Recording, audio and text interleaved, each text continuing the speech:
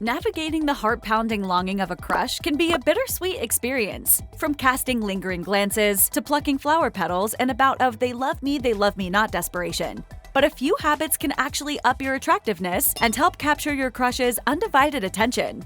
Aficionados of Naughty's reality TV may remember Tyra Banks waxing poetic about smizing on America's Next Top Model. This modeling technique is all about smiling with the eyes, creating a mysterious and alluring look. But it isn't only handy for aspiring models. Letting your smile reach your eyes can also help give your crush butterflies.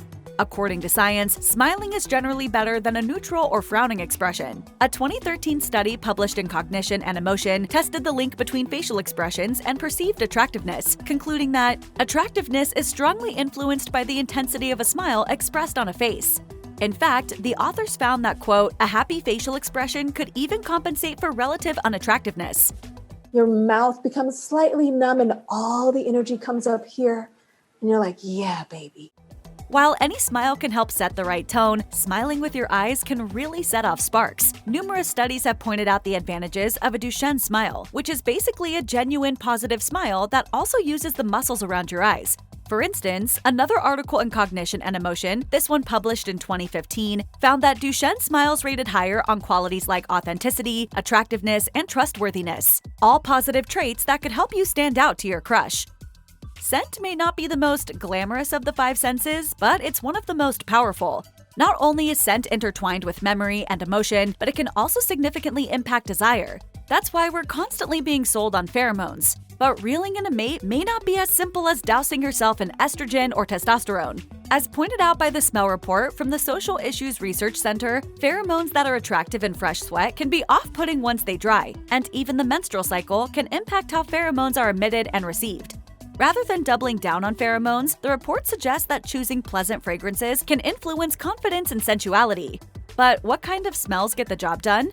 Well, musky perfumes can really help get men noticed, with the Smell Report pointing out that musky fragrances are roughly 1,000 times stronger to women than men. Mama loves a musky. Alan R. Hirsch, the neurological director of the Smell and Taste Treatment and Research Foundation in Chicago, Illinois, identified a few other leading contenders. In the book The Real Science of Sex Appeal, which features research done by Hirsch, he examined the impact of fragrances on arousal. Among men, he found that the smells of lavender and pumpkin pie led the pack. Oh my God, why? No more pumpkin pie? According to his findings, these scents increased blood flow to the well, we can't say that word, but you know what it is, by 40%. While women also responded positively to these scents, they were more moved by cucumber and licorice. And if you're looking for a fragrance that crosses cultural divides, a 2022 study in Current Biology found that vanilla is a pretty universally beloved scent. Fragrance experts have even done deep dives into why vanilla is adored by consumers and perfumers alike. Red is a hue with many associations. In color theory, it's often used to denote strength, confidence, and yes, passion. This powerful shade has even spawned viral trends like TikTok's red nail theory, which argues that a fiery manicure can boost your attractiveness. While this may sound like yet another social media exaggeration, science suggests that red can actually help amplify your desirability to both men and women. One 2010 study in the Journal of Experimental Psychology looked at the factors that influenced men's attractiveness across the globe, including a spread of participants from England, Germany, China, and the US. Across the board, researchers perceived what they called the red effect, with women rating the same men as more attractive when they were shown wearing red or placed against a red background. Ironically, it's the opposite of a red flag. Similar results have been found regarding the male gaze. A 2008 study in the Journal of Personality and Social Psychology found that men reacted more favorably to a woman in red, writing, "Men who viewed a woman on a red relative to a white background perceived her to be more attractive, were more sexually attracted to her, and indicated a greater likelihood of asking her on a date and spending money on a date with her."